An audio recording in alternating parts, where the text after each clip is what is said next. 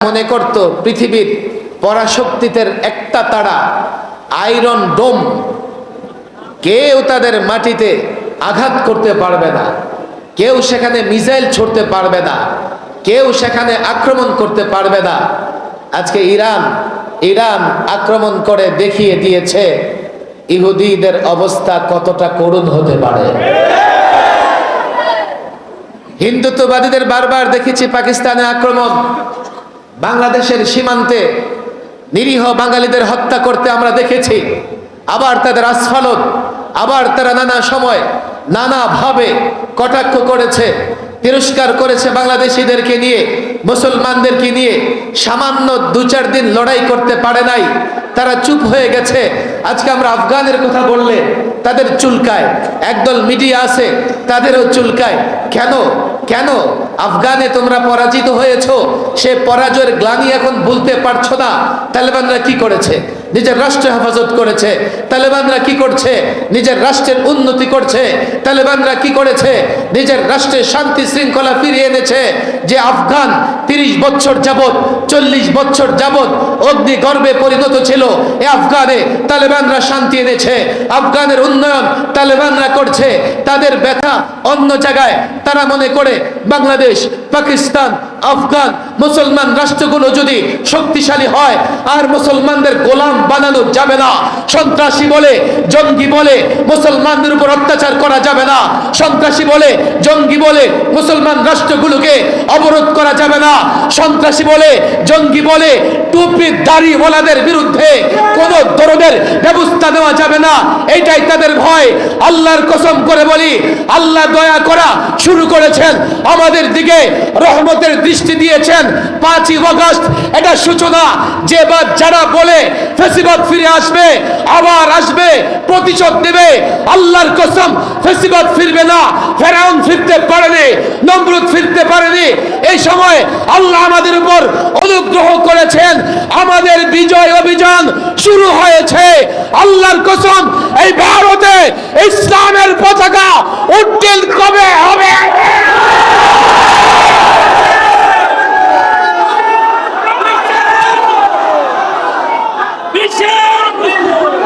হওয়া লাগে মিডিয়ার উপস্থিতি মনে হয় আপনাদের কাছাকাছি হবে।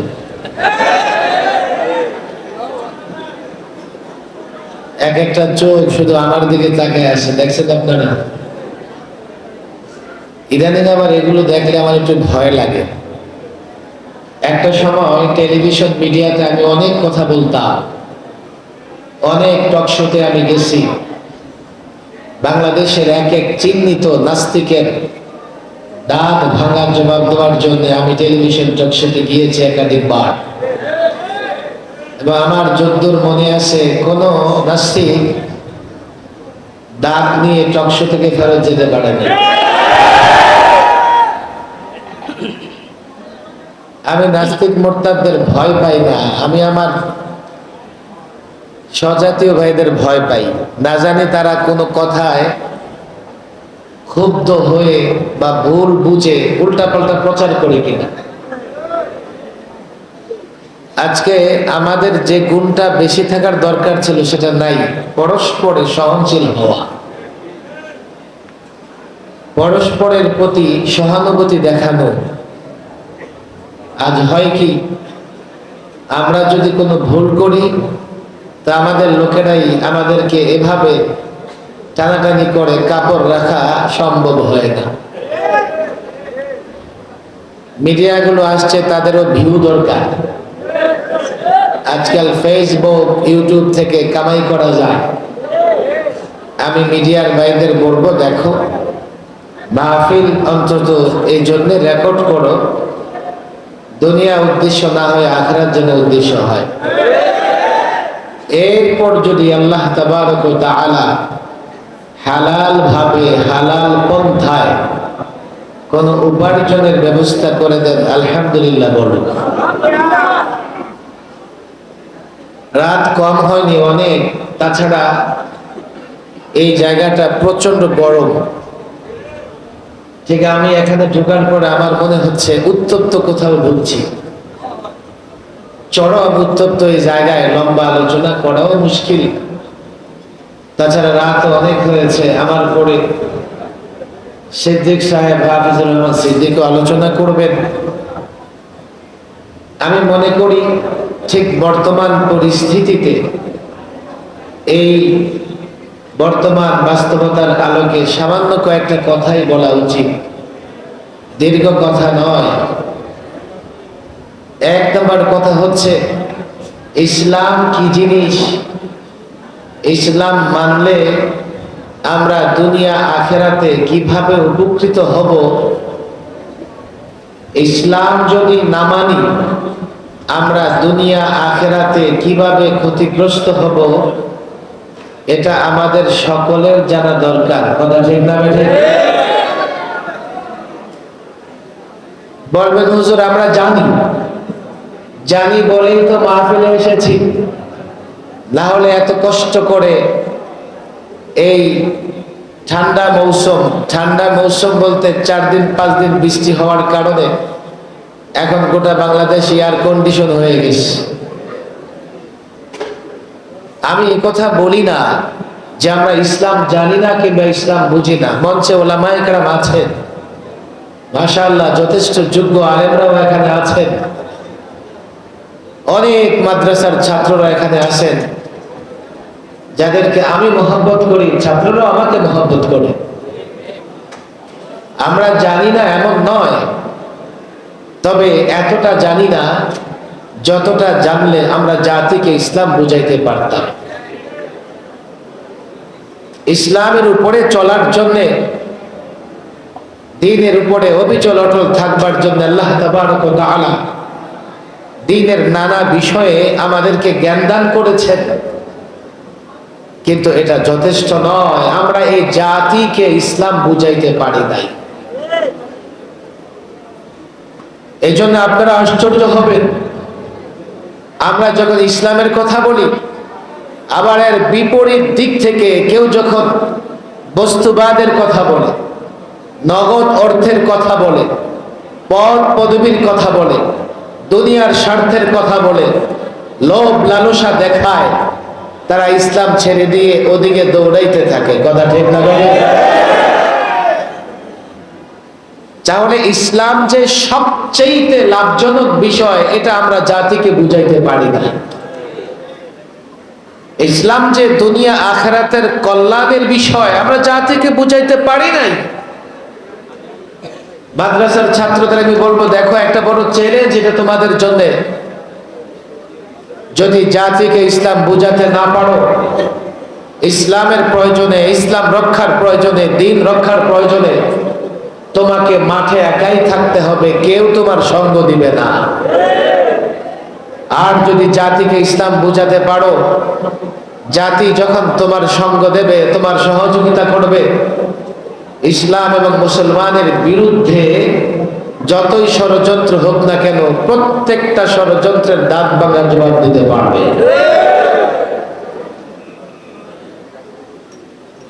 একটা এক্সাম্পল তো দেওয়াই লাগে।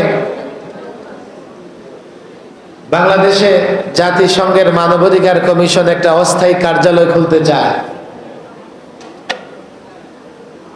আমি মিডিয়ার দিকে নজর রাখতেছি, যারা এই পদক্ষেপ বা প্রস্তাবের বিরোধিতা করতেছে অধিকাংশ আলেম ওলামা ইসলামী দল। মনে হয় যে ক্ষতি ভবিষ্যতে অপেক্ষা করতেছে, এটা শুধুমাত্র মৌলবীদের। কেউ কথা বলছে না। তোমরা যদি মনে করে থাকো যে জাতিসংঘের মানবাধিকারের এই অফিস বাংলাদেশে ওপেন হলে দেশের কল্যাণ হবে, তো তোমরা এটার পক্ষে বলো। আর যদি মনে করো ক্ষতি হবে, তাহলে বিরোধিতা করছো না কেন?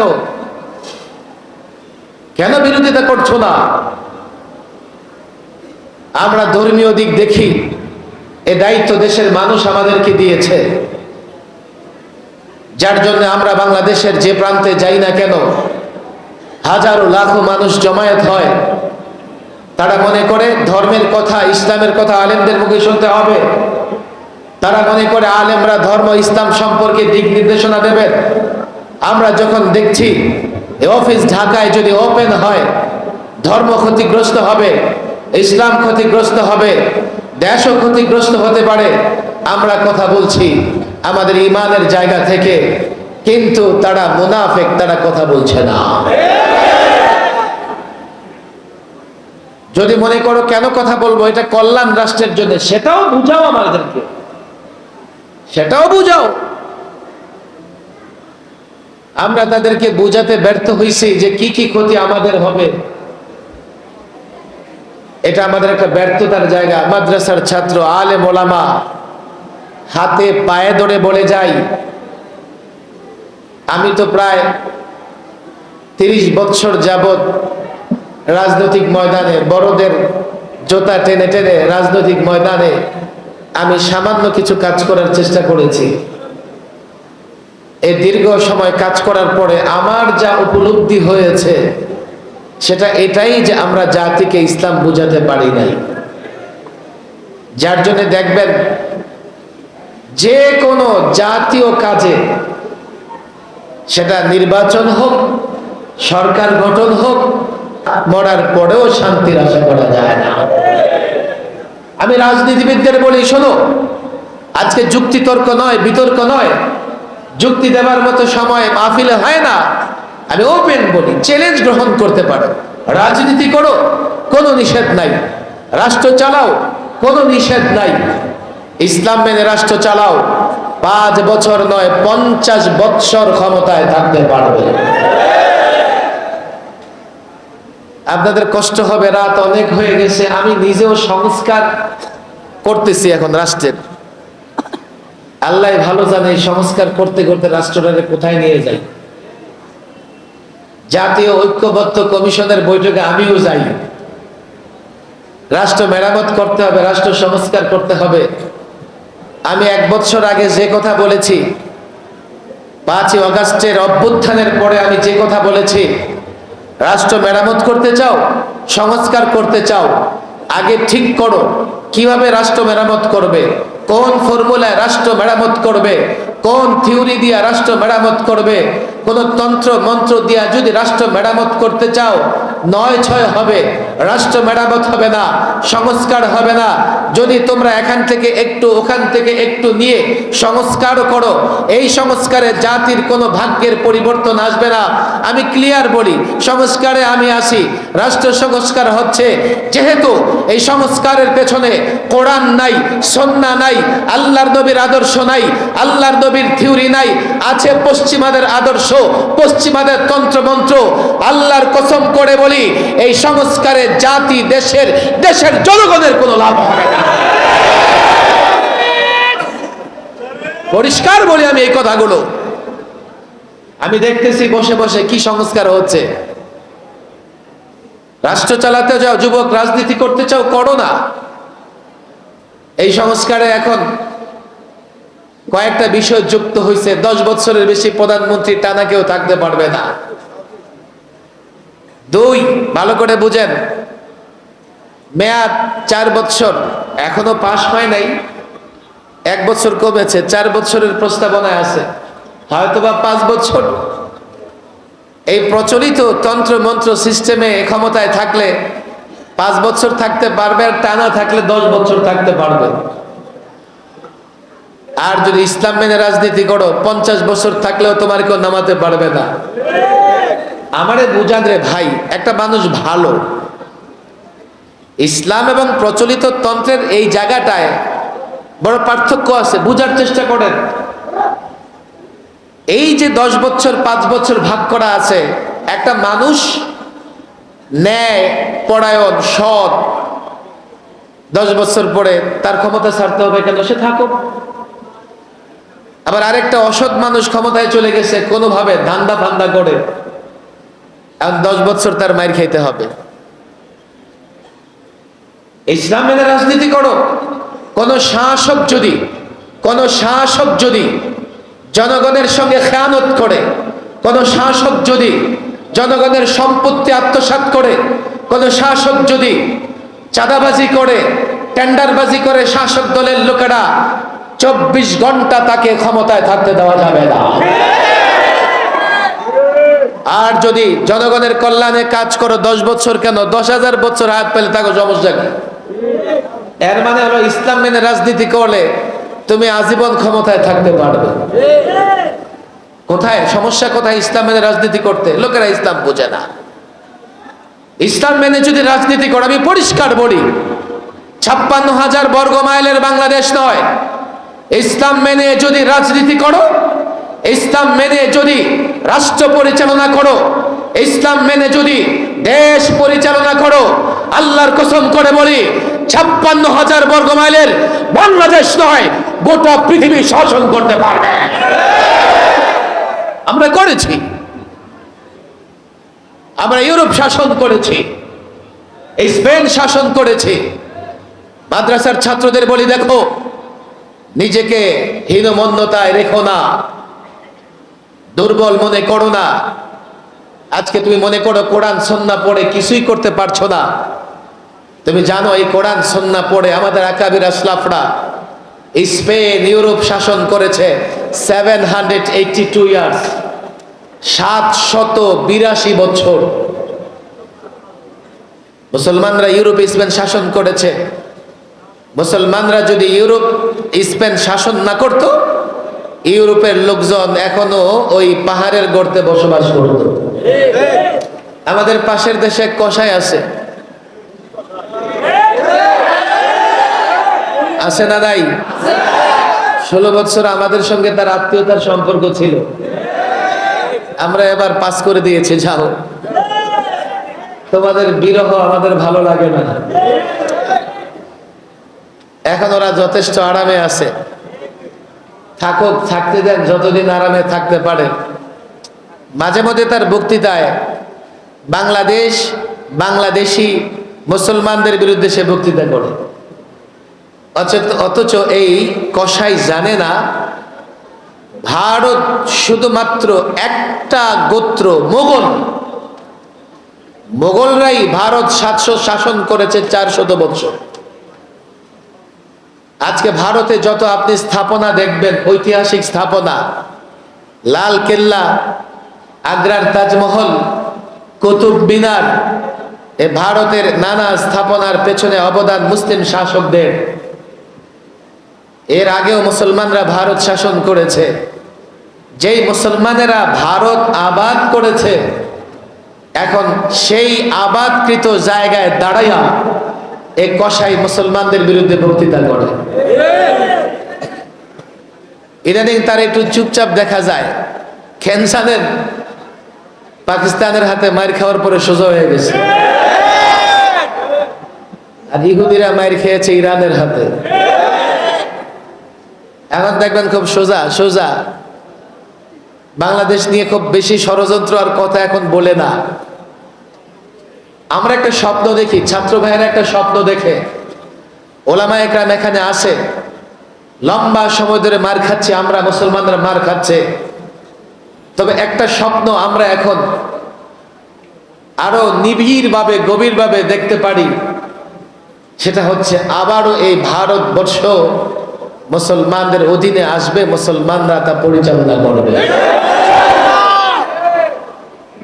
আমাদের দরকার প্রস্তুতির। কেউ বলে গজওয়াই হিন্দ হবে, কেউ বলে এটা হবে, কেউ বলে সেটা হবে।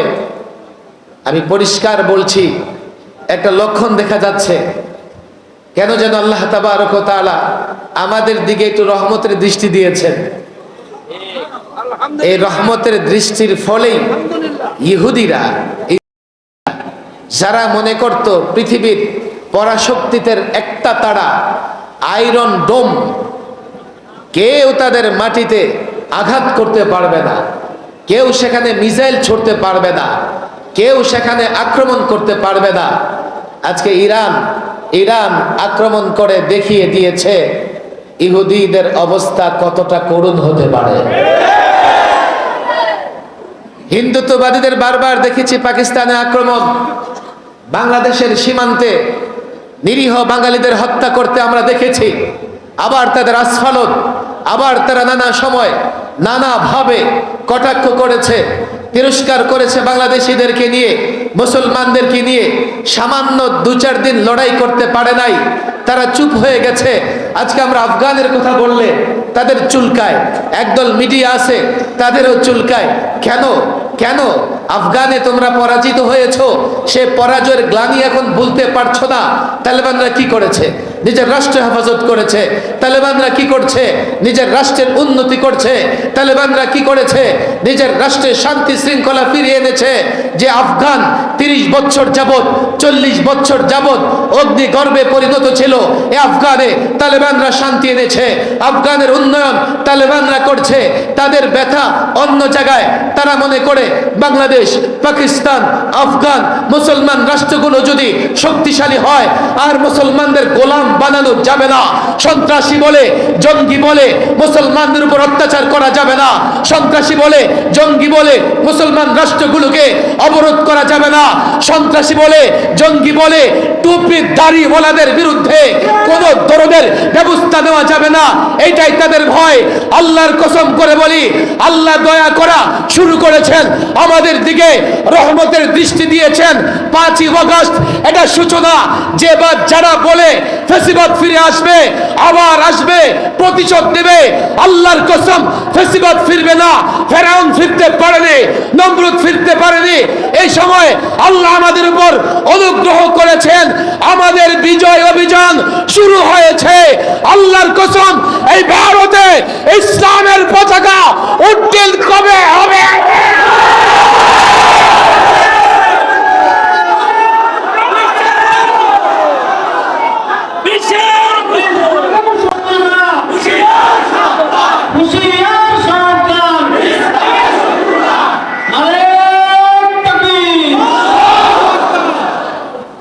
আমি আমার দ্বীনি ভাই আলেম ওলামা ছাত্রদের হাতে পায়ে ধরে বলি, আমাদের ব্যর্থতা, আমরা এই জাতিকে ইসলাম বুঝাইতে পারিনি। আমরা দেশের মানুষকে কল্যাণের পথে ডাকি, আর দেশের মানুষ আমাদের বিরোধিতা করে। এর কারণ একটা, এই জন্যে আমি এখানকার ওলামায়ে কেরাম, আইম্মায়ে মাসাজিদ, মাদ্রাসার মুতামিম পরিচালক ছাত্রদের বলবো, দেখো সময় হয়েছে, এখন একটা ইতমিনানের সময়। আমরা 16 বছর দৌড়ের উপরে ছিলাম।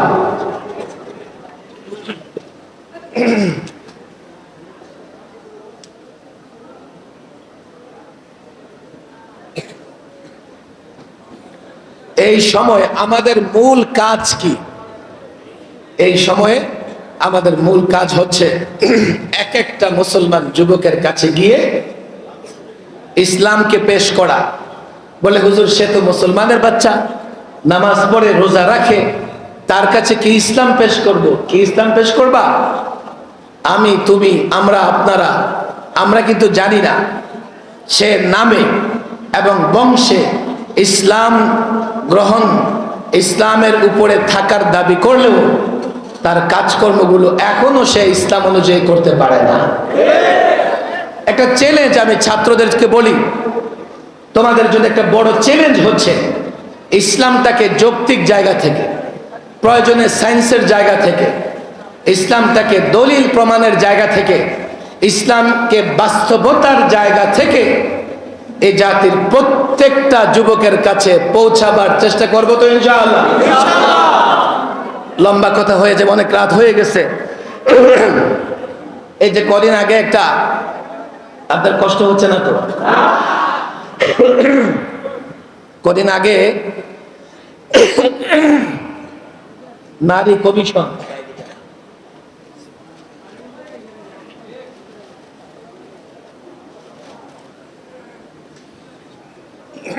আপনাদের হয়তো মনে আছে, নারী সংস্কার কমিশন তারা একটা প্রস্তাবনা দিছে। আর লাগবে না, ঠিক আছে। যেহেতু মাদ্রাসার ছাত্ররা আছে, আমি তাদেরকে একটা সেনসিটিভ বিষয়ে বলি, দেখো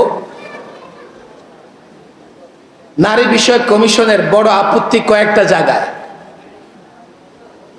একটা জায়গা হচ্ছে বাবার সম্পত্তিতে নারী পুরুষের সমান অধিকার। এটা নিয়ে তো আমরা অনেক কথা বলছি, মোটামুটি জাতিকে আমরা বুঝাইতে পারছি। যে বাবার সম্পত্তিতে কন্যা যা পাবে ছেলে তার পুত্র তার ডবল পাবে, এর পেছনে যুক্তি আছে। আরেকটা বিষয় তাদের আপত্তির জায়গা যে হুজুর পুরুষ তালাক দেয় কাকে? নারীকে। নারী কেন পুরুষকে তালাক দিতে পারে না? এখানে তো নারীর উপরে আপনারা বড় অবিচার করতেছেন। যদি পুরুষ যখন জঘন্য টাইপের পুরুষ সমাজে আছে না নাই, বলি যে আছে, তখন বলে হুজুর তাহলে এটা করে দেই যে নারীও যাতে কি করতে পারে, পুরুষকে তালাক দিতে পারে।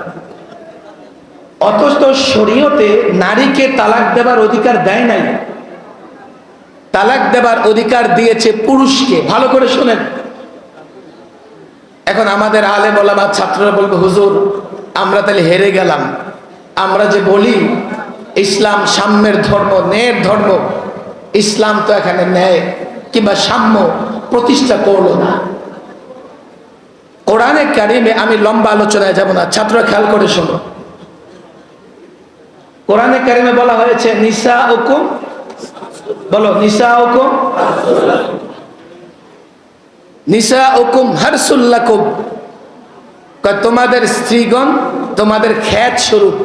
ক্ষেত, আচ্ছা ক্ষেতে কি চাষাবাদ করবে এই এখতিয়ার কৃষকের না ক্ষেতের? কৃষক সেখানে চাষ করবে কিনা, কৃষক সেখানে কি চাষ করবে এই ইচ্ছা কৃষকের, ক্ষেতের না। মারাত্মক হুজুর, আরে মারাত্মক না, শেষ হয় নাই। কৃষকের শুধু এখতিয়ার না, সক্ষমতাও কৃষকের, ক্ষেতের কোনো সক্ষমতা নাই। এই জন্যে কোন পুরুষ কোন নারীর সঙ্গে, নারীর অনিচ্ছা সত্ত্বেও সেই নারীর সঙ্গে বসবাস করতে পারে, মিলন করতে পারে, কিন্তু পুরুষের ইচ্ছার বাইরে কোন নারী পুরুষের সঙ্গে থাকতে পারে না। আপনি দেখেন আল্লাহর নিজামের বিরুদ্ধে আপনি কথা বলবেন, আল্লাহর সিস্টেমটাই তো এমন। মালিকানা, ক্ষেতের মালিকানা কৃষকের, শুধু মালিকানা নয় সক্ষমতাও কৃষকের। আপনি যদি বিধানটা উল্টায় দেন, তাহলে অক্ষমকে যদি বিধান দিয়ে দেন, সে যতই চেষ্টা করুক সক্ষমকে ধরে রাখতে পারবে না। এমন বিশৃঙ্খলা হবে যা পশ্চিমা রাষ্ট্রগুলোতে হচ্ছে। দুই, নারী বড় আবেগপ্রবণ, আবেগ আবেগ। যদি তালাক দেবার ক্ষমতা নারীকে দেওয়া হতো, এই সংসার একটাও টিকতো না। সামান্য একটু ঝগড়া লাগলেই পুরুষে তালাক দিয়ে চলে যেত। আর পুরুষ সহনশীল, ধৈর্য ধারণ করতে পারে। এই জন্য সংসার টিকায় রাখার জন্যে আল্লাহ তাবারক ওয়া তাআলা ক্ষমতা পুরুষকে দিয়েছেন, নাহলে সংসার টিকে রাখা যেত না। তিন, ভালো করে বোঝার চেষ্টা করেন। এরপরেও যদি মনে করেন যে কোনো পুরুষ যদি খারাপ হয়, নারী তার কাছ থেকে কি করে পরিত্রাণ পাবে, যাও আদালতে যাও। বলে হুজুর এই আদালতে গেলে কেমনে হবে? তোমাদের কপাল খারাপ, শরীয়ত আদালত নাই। আদালত নারী পুরুষের মধ্যে পার্থক্য করে দেবে, বিচ্ছেদ ঘটিয়ে দেবে।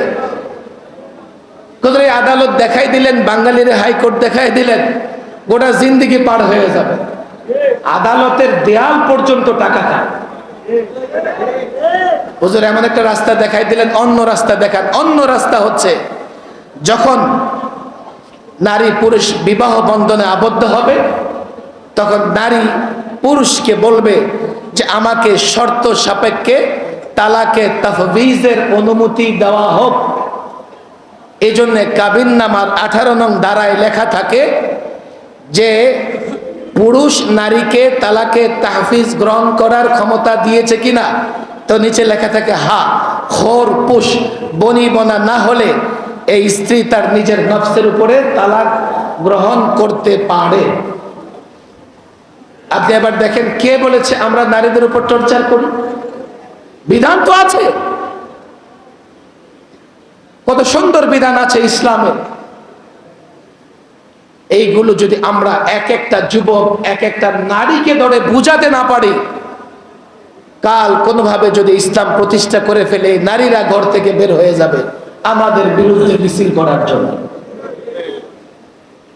এক একটা বিষয় নিয়ে আসেন আপনি। ইসলাম কোথাও জুলুম করে নাই, ইসলাম কোথাও বৈষম্য করে নাই, ইসলাম কোথাও কাউকে ঠগায় নাই, সবার অধিকার দিয়েছে ইসলাম। এইটা জাতিকে বোঝানোর দায়িত্ব আমরা নিব তো ইনশাআল্লাহ। কারা কারা দিব? হাত ওয়াদা করি, হাত নামাবো না।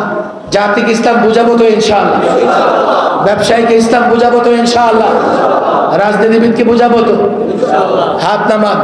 কলেজ ইউনিভার্সিটির ছেলেদের ইসলামের এক একটা বিষয় তুলে ধরে আমরা যদি বুঝাতে পারি, তখন আমরা যদি ইসলাম চাই, আমাদের সঙ্গে তারাও যদি ইসলাম চায়, তখনই ইসলাম বিজয়ী হবে। না হলে আমরা ইসলামকে বিজয়ী ধর্ম বানাতে পারবো না। আমি আইম্মা মাসাজিদ, যেহেতু এখানে মসজিদ ইমাম সাহেবরা আছেন, আমি এই কথাটা আজকাল বারবার বলি, আপনারা উদ্যোগ নেন, মসজিদের মেম্বরে বসে বসে ইসলামের এক একটা জিনিসের সৌন্দর্য, এক একটা জিনিসের উদারতা, সহনশীলতা। আমি তো একটা কথা প্রায় বলি, ইসলাম কিসের ধর্ম আসলে, কেমন ধর্ম? কয় ইসলাম সৌন্দর্যের ধর্ম, ইসলাম সাম্যের ধর্ম, ইসলাম ন্যায়ের ধর্ম, ইসলাম ইনসাফের ধর্ম, ইসলাম ন্যায় বিচারের ধর্ম, ইসলাম সুষম অর্থ ব্যবস্থার ধর্ম, ইসলাম একটা টেকসই রাজনীতির ধর্ম, ইসলাম একটা টেকসই রাষ্ট্রনীতির ধর্ম, ইসলাম বিজয়ের ধর্ম। ইসলাম যতদিন থাকবে আমরা ততদিন পরাজিত হব না। এটাই জাতিকে একটু বোঝানোর দায়িত্ব নেই।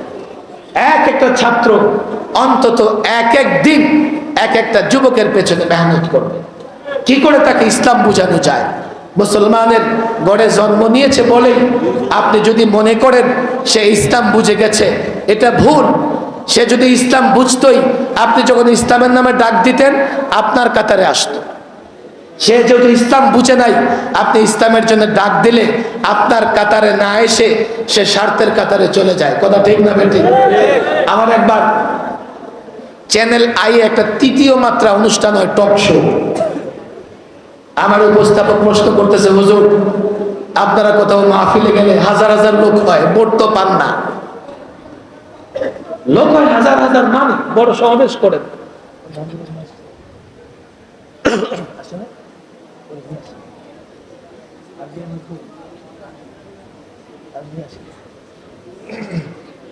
অনেক গরম আজকে। আমার প্রশ্ন করে কি হুজুর আসছে না?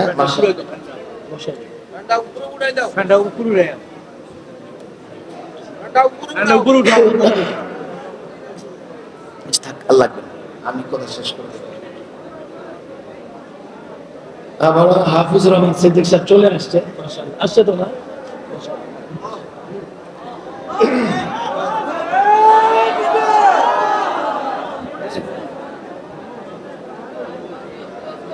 আমি আমার শেষ পয়েন্ট, সর্বশেষ কথা বলতেছি, শোনেন। আমারে প্রশ্ন করতেছে, হুজুর আপনারা মাহফিলে গেলে হাজার হাজার মানুষ হয়, কিন্তু আপনারা তো ভোটে ক্ষমতায় আসতে পারেন না। আমি তারে বললাম কি, আসলে আমাদের দেশে যে নির্বাচন হয়, যেদিকে যায় নোট সেদিকে হয় ভোট। আমরা লোকদেরকে ইসলামের পথে ডাকি, আর তারা লোকদেরকে নোটের দিকে ডাকে। কথা ঠিক না ঠিক? লোকেরা ইসলাম বুঝে না, বুঝে নোট। যদি ইসলাম বুঝাতে পারতাম তো নোট ছেড়ে এই লোকেরা ইসলামের কথা, ইসলামের পথে আসতো। কথা ঠিক না বেঠিক? এই যে ওয়াদা করছেন, মনে থাকবে তো ইনশাআল্লাহ? আমরা জাতিকে ইসলাম বুঝাবো তো, বুঝাবো তো ইনশাআল্লাহ। আল্লাহ তাবারক ওয়া তাআলা তৌফিক দান করুন। প্রচন্ড গরম, আপনারাও কষ্টে আছেন, স্টেজে উপর গরম লাগতেছে, একেবারে আবদ্ধ একটা জায়গা। আল্লাহ তাবারক ওয়া তাআলা এই দীর্ঘ সময় আমাদেরকে বসে আলোচনা করার, আলোচনা শোনার তৌফিক দিয়েছেন। আল্লাহ যেন আমাদের এই সময়টাকে কবুল করে নেন। ওমা তাওফীকি ইল্লা বিল্লাহ ওমা আলাইনা ইল্লাল বালাগ।